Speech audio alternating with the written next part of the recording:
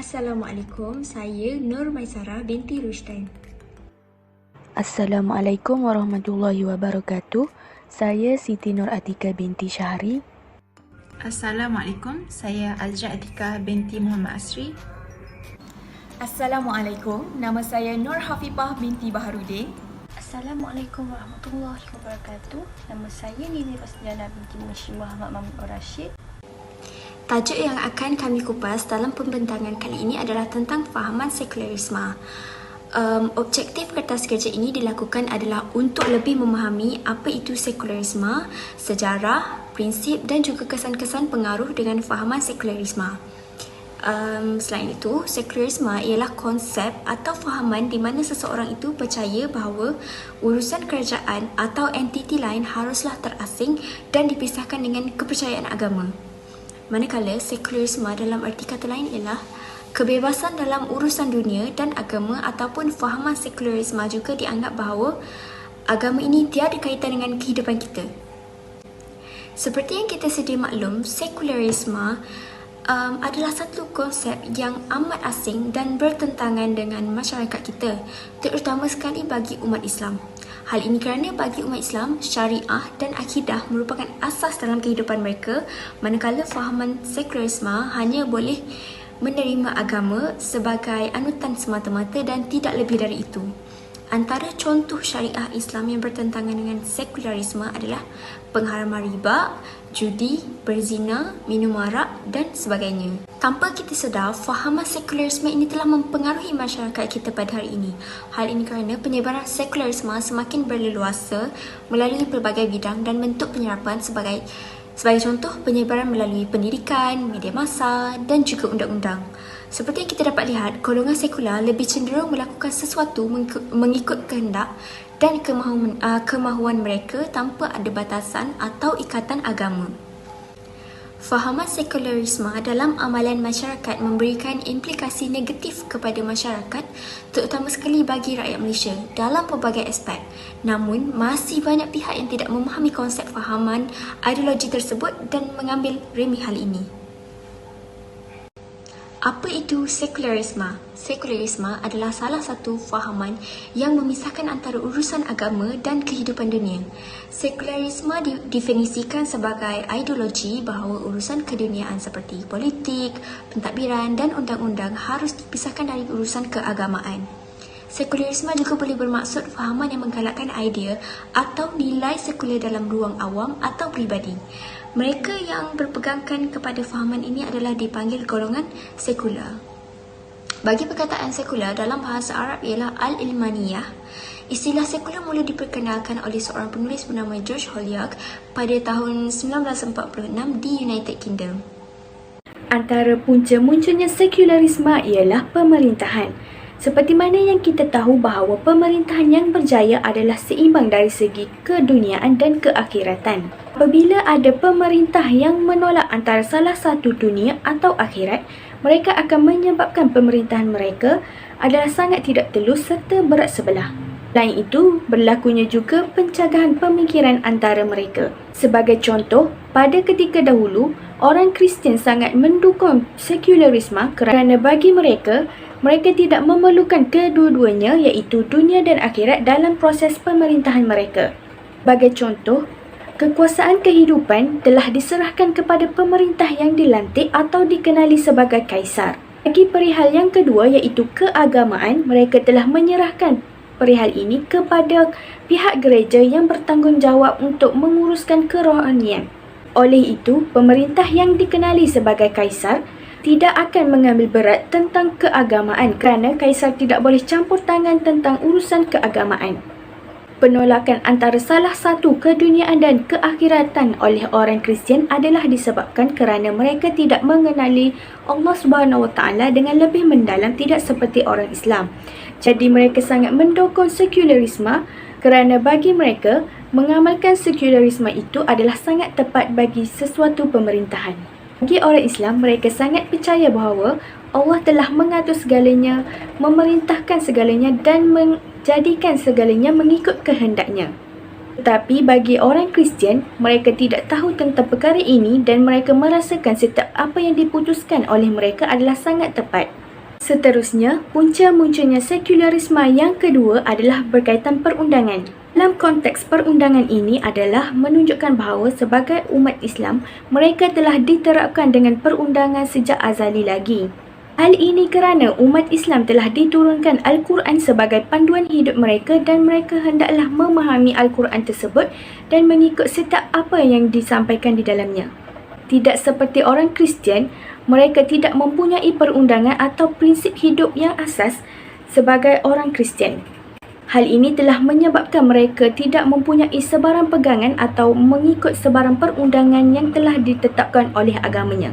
Dari sinilah wujudnya sekularisme apabila mereka tidak takut langsung akan undang-undang yang dibuat oleh manusia kerana mereka percaya bahawa undang-undang yang dibuat oleh manusia tidak perlu diikuti dan tidak perlu patuh dengannya. Bagi mereka, undang-undang yang dibuat oleh manusia itu tidak menjejaskan sebarang akidah mereka dan realiti kehidupan mereka seharian. Sebaliknya, bagi umat Islam, mereka perlulah patuh pada perintah atau undang-undang yang dibuat oleh manusia. Hal ini menunjukkan bahawa umat Islam telah diajar untuk mengikut perintah Allah dan Allah telah menyuruh orang Islam untuk mengikut perintah di dunia juga. Ini menunjukkan bahawa umat Islam sangat seimbang antara perihal dunia dan juga keagamaan yang telah ditetapkan oleh Allah SWT. Punca munculnya sekularisme yang ketiga ialah berkaitan sejarah. Sejarah yang dimaksudkan adalah sejarah gereja orang Kristian dengan sejarah umat Islam pada ketika itu.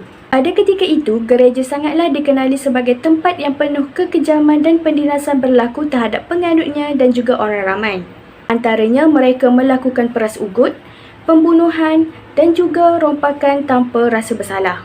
Kekejaman ini berlaku apabila mereka terlalu percaya dengan kuasa gereja yang diterapkan oleh mereka sejak awal lagi. Dalam hal ini berlakunya sekularisme apabila pihak gereja tidak mementingkan langsung tentang perihal dunia iaitu mewujudkan keamanan antara mereka dan bersatu hati dalam menjalani kehidupan seharian. Bagi urusan agama pula, mereka mempercayai bahawa pendinasan yang berlaku adalah sangat tepat kerana tiada perundangan atau hukum yang dilakukan terhadap mereka. Bagi urusan agama pula, mereka langsung tidak berasa bersalah melakukan pembunuhan terhadap penganutnya atau orang ramai kerana mereka percaya bahawa itu adalah perbuatan yang sangat mulia bagi agama mereka. Setelah beberapa lama kemudian, sistem dan pegangan orang gereja telah berubah apabila lahirnya masyarakat yang moden. Mereka telah berpecah belah dan mengikut puak masing-masing untuk meneruskan agama Kristian mereka di tempat yang lain. Seterusnya, saya akan membentangkan ciri-ciri sekularisme. Apakah ciri-ciri kesekularisme? Seperti yang telah dibicarakan sebelum ini, ideologi ini terbentuk apabila manusia mula menolak ajaran agama dalam kehidupan mereka, atau kata lainnya, penafian isu-isu kerohanian, kewujudan akhirat, agama, nilai-nilai kerohanian, kuasa, bebasan mutlak dan akhirnya institusi agama yang khusus hanya kepada Tuhan. Sebab utama perkara ini berlaku sedemikian kerana wujudnya rasa kekurangan di dalam kehidupan mereka. Apa yang mereka ingin lakukan ialah dengan memperbaiki kehidupan mereka dengan cara material. Contohnya, bebas dari ajaran wahyu dan dari segi pemikiran berkaitan Tuhan. Dunia dapat memberikan kebahagiaan. Itulah peranggapan yang dibuat oleh mereka. Secara umumnya, terdapat beberapa ciri-ciri sekularisme yang mencerminkan dasar dan pandangan ideologi ini. Antaranya ialah mengasingkan diri dari sudut keagamaan. Pada era globalisasi ini, masyarakat telah pun menyisir agama dari aspek kehidupan mereka kerana mereka sudah menganggap agama hanyalah sebahagian daripada disiplin ataupun aspek yang setara dengan sejarah, ekonomi, politik dan sebagainya. Seterusnya, panduan hidup manusia tidak berlandaskan dari sudut agama sama sekali. Ciri-ciri ini dapat dilihat pada masyarakat dunia pada masa kini yang telah pun memisahkan agama dengan pentadbiran negara seperti undang-undang negara. Undang-undang yang ditubuhkan tidak berpandukan dari unsur agama. Apa yang dimaksudkan agama tidak penting dalam kehidupan? Bagi golongan ini, agama bukanlah sesuatu yang harus diutamakan, malah ia merupakan perkara kedua dalam meneruskan kehidupan mereka. Fahaman ini juga bersifat ideologi materialism seperti mementingkan sifat-sifat kebendaan semata-mata. Ia dapat diklasifikasikan dalam golongan yang mengutamakan duniawi berbanding akhirat. Mereka menganggap kehidupan agama merupakan masalah individu itu sendiri.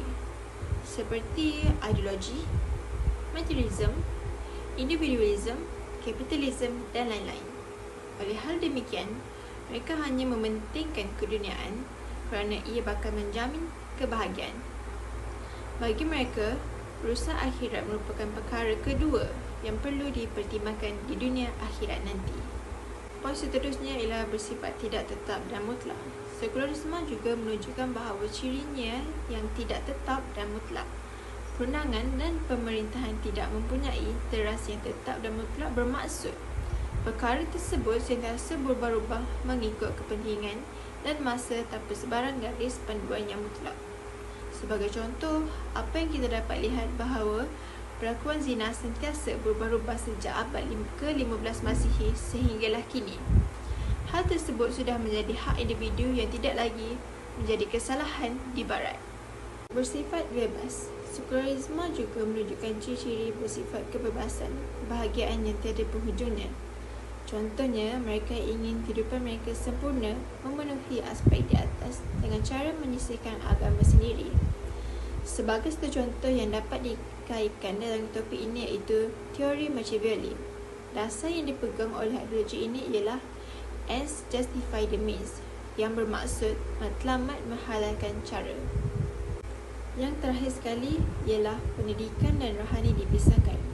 Pahaman ini memasukkan nilai-nilai keagamaan dalam bidang pendidikan. Bagi mereka, pencapaian merupakan perkara yang harus difokuskan di dunia berbanding perihal akhirat.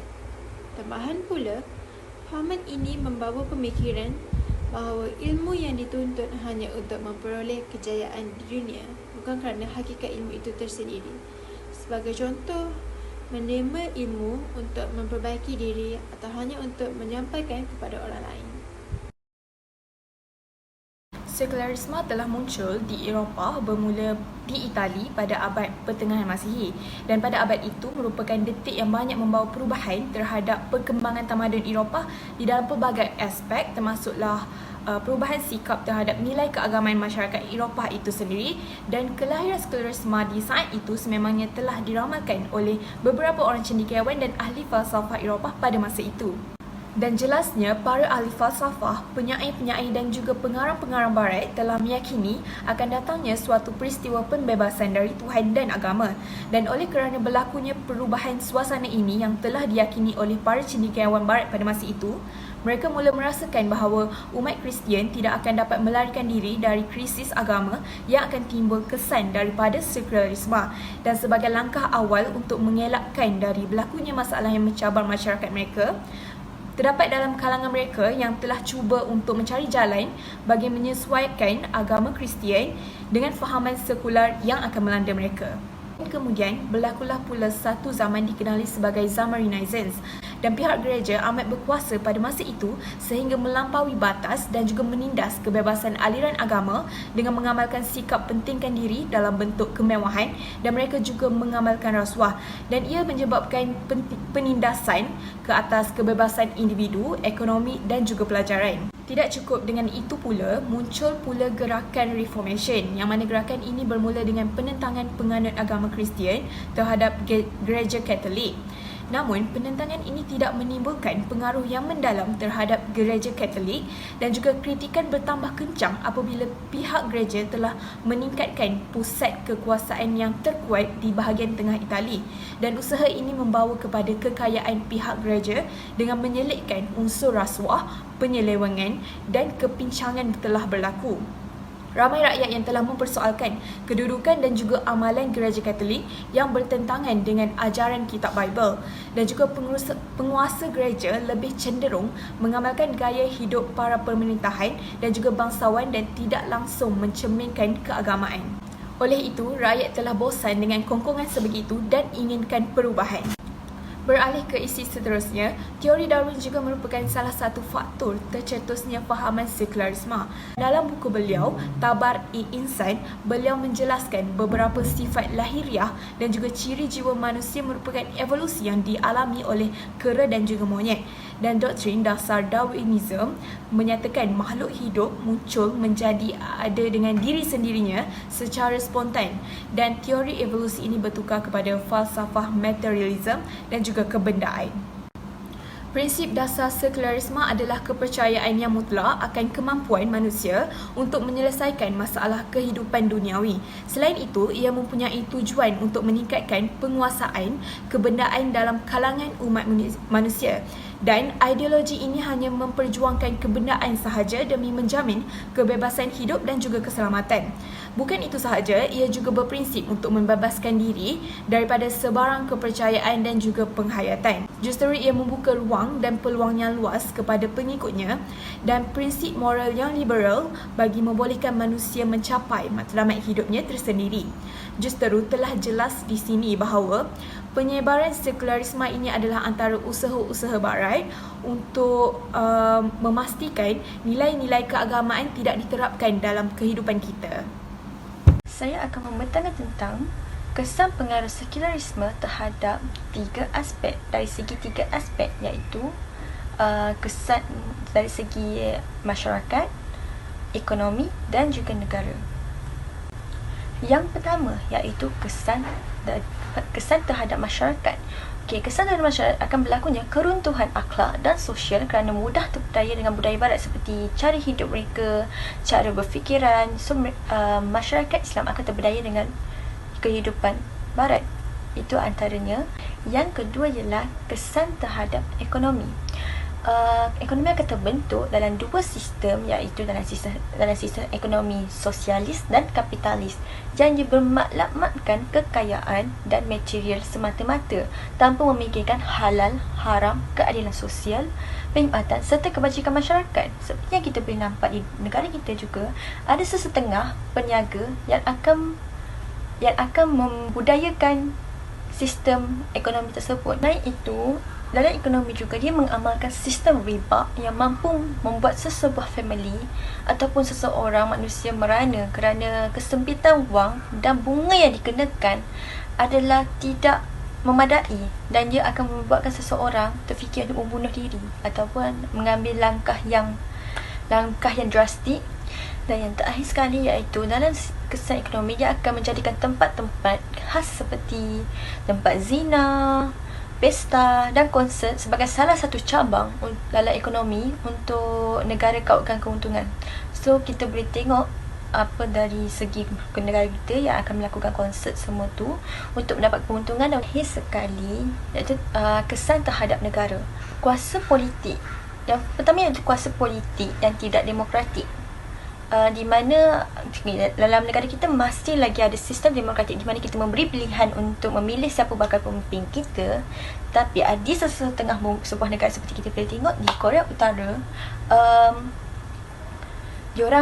rakyat tidak ada memberi pilihan untuk memilih pemimpin mereka. Kita boleh bersyukur ya. Selain itu ialah kesan terhadap negara ialah dengan mengetepikan agama dalam menguruskan ekonomi negara ataupun dalam mentadbir negara. Terakhir sekali ialah ketidakadilan undang-undang. Ada sesetengah kes yang akan mendapat keadilan, tapi ada juga sesetengah kes yang lain kita tidak tahu akan mendapat ketidakadilan, iaitu akan teraniaya orang yang tak bersalah.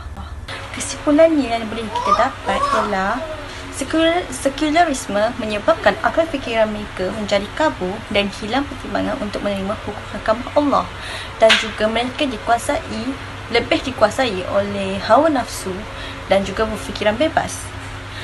Selain itu, dalam politik syariah Islam dianggap sudah tidak relevan lagi untuk dipraktikkan di dalam zaman globalisasi kini. Bagi masyarakat kini, dia menyatakan hukum hudud adalah satu hukum yang ketinggalan zaman. Samping itulah aspek dari segi masyarakat boleh membawa kepada keruntuhan akhlak, akidah dan sosial masyarakat, di mana seseorang individu boleh membawa kepada masyarakat dalam gejala keluar daripada agama Islam, iaitu murtad. Kita tak tahu, tak semua orang iman dia kuat. So, oleh itu akan berlakunya kes murtad jika mereka mengamalkan sekularisme. Itu sahaja daripada saya. Terima kasih.